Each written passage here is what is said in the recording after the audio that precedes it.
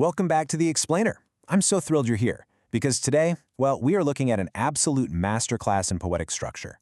Whether you're digging into ancient poetry every single day, or you're just kind of fascinated by how writers craft compelling arguments, Psalm 66 is going to absolutely blow you away.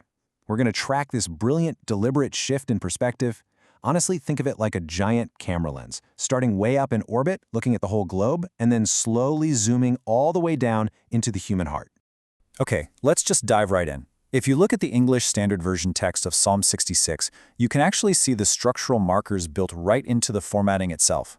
You've got the heading to the choir master, the verse numbers kind of guiding our way, those footnotes down at the bottom giving us translation context, and, oh, check out that fascinating word Salah just hanging out on the right margin. It's an ancient musical or literary pause, essentially telling the reader, hey, stop and reflect on this. This isn't just a random collection of thoughts, right? It's a highly engineered piece of literature. So, to navigate this poem, we're going to follow a clear 5-step logical funnel. We'll kick things off with a global call to praise, move into remembering awesome deeds, slow things down as the community is tested like silver, narrow in on personal vows and sacrifices, and then finally wrap up with the power of prayer. Now, what's really interesting here is our central narrative arc. Take a look at verse 4. All the earth worships you. I mean, it is massive. It's completely universal. But then, if you fast forward down to verse 16, we get what he has done for my soul. We go from the entire literal planet all the way down to one single person's soul. That dramatic zoom from a universal scale to a deeply, deeply personal one, that is the structural genius of this text. And we are going to track exactly how the writer gets us there. Okay, section 1, global call to praise, a huge shout for joy. The text opens up with this massive, booming directive in verses 1 and 2.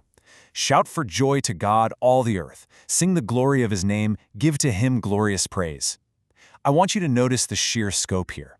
It doesn't say one nation or one specific group of people. It says all the earth. The text is literally commanding the entire planet to participate in this joyful worship. The camera is panned as wide as it can possibly go.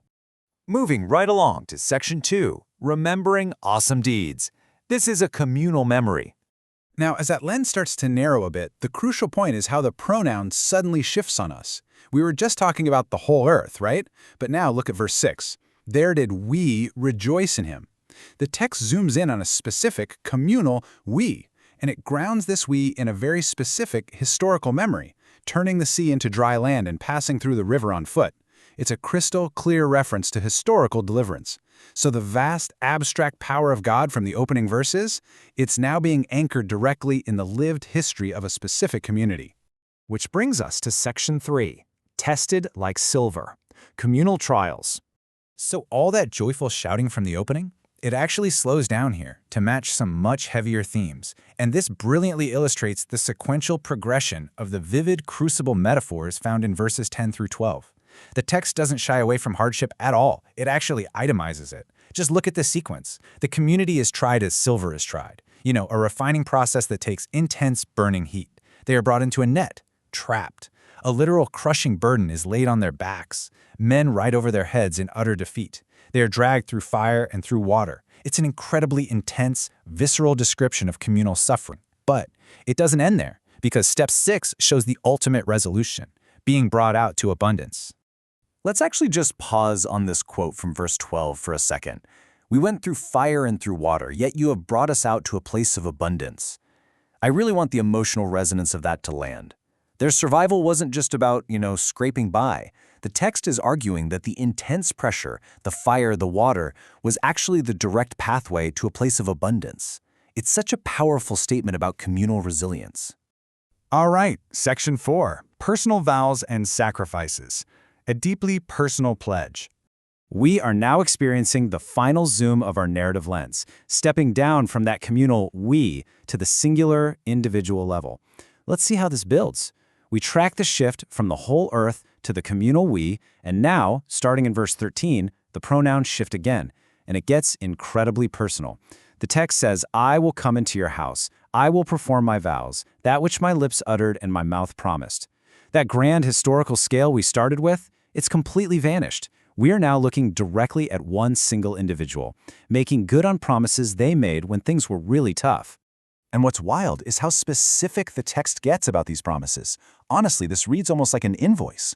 In verse 15, the psalmist details a literal checklist of personal vows. They aren't just offering a vague, hey, thanks for the help. No, they are bringing burnt offerings of fattened animals, the smoke of rams, offerings of bulls and goats. The sheer volume and the specificity of these items, it shows the immense personal weight and the absolute cost of the gratitude being expressed here. This individual is all in. And finally, Section 5, the power of prayer, an intimate resolution. Notice the stark contrast here in verse 16 compared to where we kicked off. Remember verse 1? Shout for joy, all the earth. Now, the speaker lowers their voice. It's an intimate invitation. Come and hear, all you who fear God, and I will tell what he has done for my soul. That massive, universal command has transformed into this quiet, gentle invitation to just sit and listen to a deeply personal testimony. But before the final resolution, the text introduces a really fascinating moment of suspense based on verse 18. It asks us to consider a hypothetical. What if the heart cherished iniquity? Like, what if the person praying was secretly holding on to deep-seated wrongs? It's a moment that kind of forces the reader to pause and question the actual conditions of this answered prayer. But the text immediately resolves that suspense for us. The psalmist says, "If I had cherished iniquity in my heart, the Lord would not have listened. But truly, God has listened. He has attended to the voice of my prayer." The logic here is just absolute confidence. The fact that the prayer was heard is presented as the proof of the speaker's cleared conscience. The connection between the individual and the divine, it's completely unbroken. And that leads us to the final verse, verse 20, which wraps up the poem on a note of beautiful, intimate assurance. Blessed be God, because he has not rejected my prayer or removed his steadfast love from me. We have traveled from the roaring, booming praise of the entire earth all the way down to the quiet, secure heartbeat of one single person experiencing steadfast love. It is just a masterful structural journey. So, as we wrap up this explainer, I want to leave you with one final, provocative thought. Based on this crazy journey we just took, if a global worldview ultimately requires a deeply personal foundation, just like how this poem zoomed from the whole earth down to a single soul, how do the crushing burdens, the literal fires and waters of your own past, shape your wider perspective today? The whole structure of Psalm 66 suggests that, honestly, you can't truly understand the massive universal picture until you understand what's been done for your own soul. Thank you so much for joining me to unpack this. Keep digging into the structure of what you read, and I'll catch you next time.